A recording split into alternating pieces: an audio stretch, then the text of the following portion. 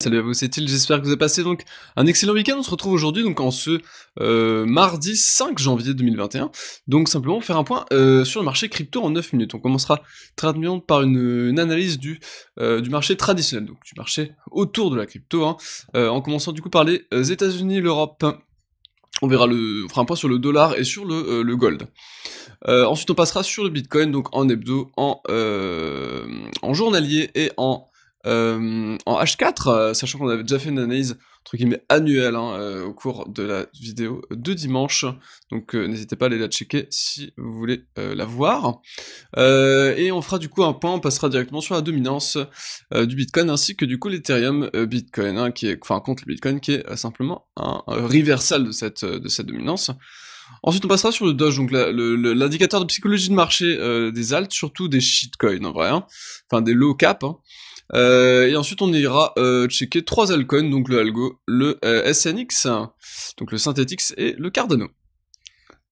Je rappelle simplement en début de vidéo que donc s'il y a certains soucis au niveau des éléments de langage qui vont être utilisés au cours de cette vidéo, du coup n'hésitez pas à aller checker ce lexique qui sera directement disponible en description. Allez, on va faire très rapide. Au niveau du marché traditionnel, écoutez, on est toujours sur des lignes soutenues en termes de tendance de fond, ça reste haussier, on n'a pas de divergence particulière sur la tête, donc pour l'instant pas de problème à ce niveau-là. La tendance est relativement saine, hein, toujours sur résistance, sur les niveaux que ce soit oblique, ascendant, hein, sur les marchés américains, ou ici sur cette résistance qu'on n'a toujours pas cassée en l'état, donc sur le marché européen. Au niveau du dollar, hein, toujours une potentielle double divergence, pour l'instant pas confirmé, hein. Pas confirmé étant donné qu'ici pour l'instant on n'a pas de cross à l'achat. Il faudrait vraiment un vrai retournement ici. Si on a un retournement, effectivement ici par contre, ça risque d'être plutôt bullish, au moins à court terme pour le dollar, hein, qui viendra au moins rechercher en théorie les 91, et après on voit aussi qu'on a le niveau annuel, hein, qui vient de s'imprimer à 94, simplement.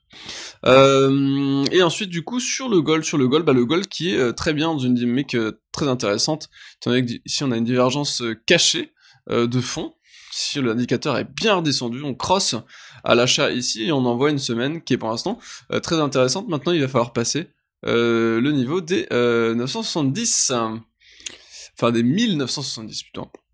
Allez, on part directement sur le Bitcoin, donc on avait comme target, nous, les 30K qui ont été dépassés, on est même parti à 35K, donc là, voilà, c'est vraiment la folie, hein, sur le Bitcoin, on sait plus vraiment où aller, hein, donc là, pour l'instant, on va éviter de faire des prévisions de cours, hein.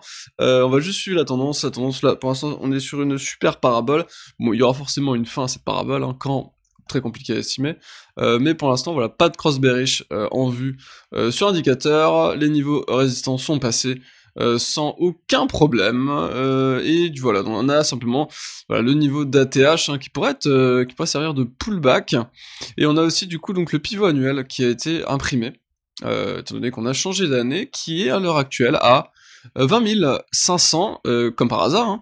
Zone très intéressante en fait, hein, finalement, du coup, hein. Souvent le pivot annuel se fait pullback, hein, au cours d'une année, donc effectivement si on pullback ce niveau, ce sera effectivement très intéressant. Donc le niveau des 20 000, voilà, il est à 20 700, entre 20 000, voilà, donc entre 20 700 et 19 200, on risque ici d'avoir une zone qui va être extrêmement attractive, en tout cas pour les gens qui cherchera à se placer pour du long terme, étant donné que ça nous ferait quand même une baisse relativement conséquente, hein, si on partait sur ce pivot, hein, qui était, je rappelle, à 20 700, ça ferait quand même à moins 40% depuis les sommets, et plus on va monter, plus ça baissera, donc clairement, on pourrait le faire tout de suite, hein, finalement, ce serait pas déconnant, ce serait pas du tout déconnant, mais voilà, pour l'instant, l'état, c'est toujours haussier, les stratégies de long terme, je pense, ne sont en aucun cas impactées, hein, par la baisse qui risque d'avoir lieu, même de 40% à court terme, voire même plus 50%. Les stratégies de long terme ne sont pas impactées ici pour moi.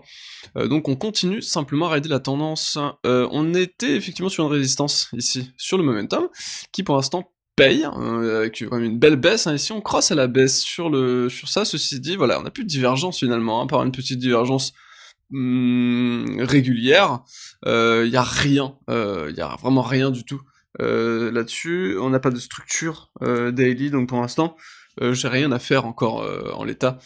Sur le daily, d'un point de vue H4, pareil en termes de cyclicité haussière, on reste plutôt bien avec une belle vague de la dernière vague de hausse qui reste vraiment relativement jolie. On n'est pas sur un momentum divergent sur le sommet, donc je pense qu'on peut aller relancer encore la tendance hein, ici.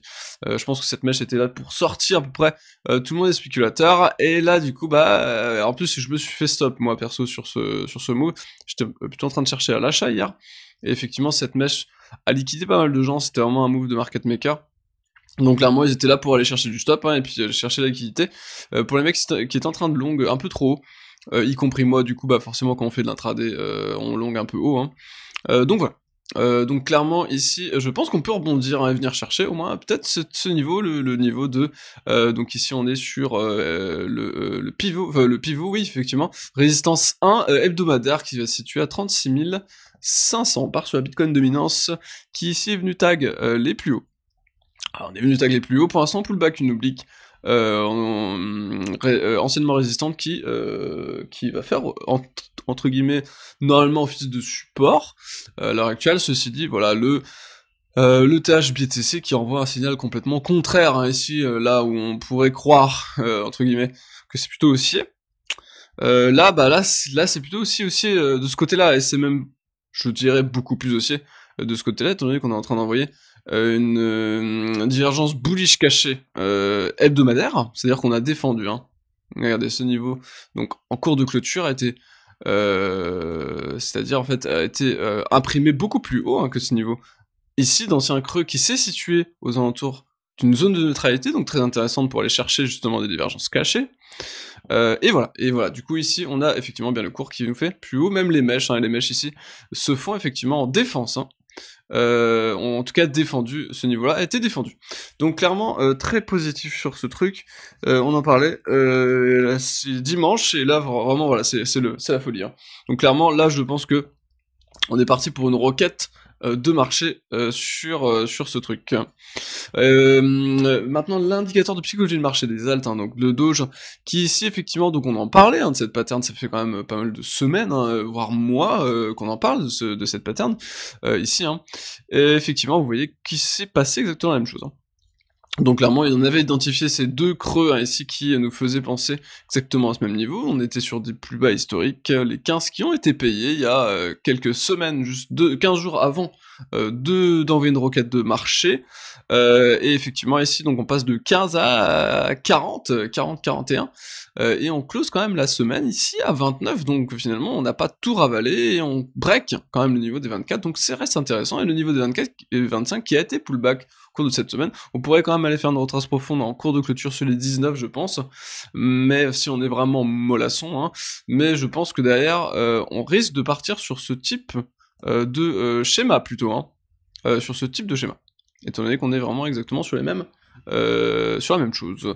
Le algo, il faudrait réintégrer ce niveau pour pouvoir repasser de manière sereine sur des achats, je pense. Ce niveau ici qui va être relativement intéressant jusqu'au donc toute cette zone entre 2000 et 2200 Satoshi, il faudrait les repasser. Le SNX il passe une résistance, donc un niveau pivot très important hein, ici, avec en breakant en plus du coup ces Bollinger, après une stabilisation des Bollinger, il aurait pu stabiliser encore plus, mais là voilà, il break à la hausse. Je pense que ça va partir sur les 5600 SAT, qui est du coup simplement du coup le niveau ici annuel en termes de résistance 1, et le ADA qui a pullback de manière relativement propre, ce niveau donc de pullback hein, au niveau du W qu'on pourrait même constater plutôt même en mensuel, hein.